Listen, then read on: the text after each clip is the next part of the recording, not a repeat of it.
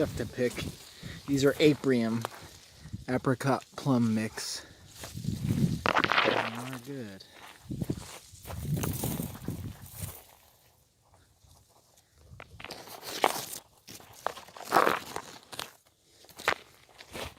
We got a little help today. And I'm gonna go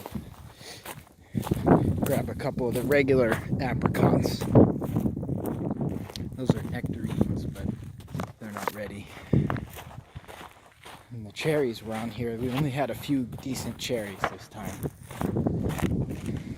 But here, I know there's some real good apricots on this one. Ready to go. That one's a little hard still.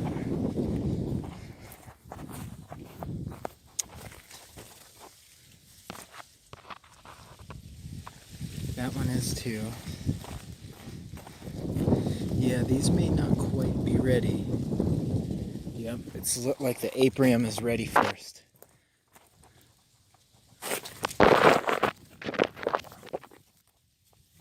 But this has some nice chunky ones on it. They're big. That one's ready.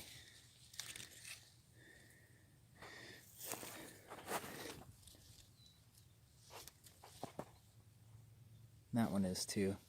Soft. So, just a few of these this time.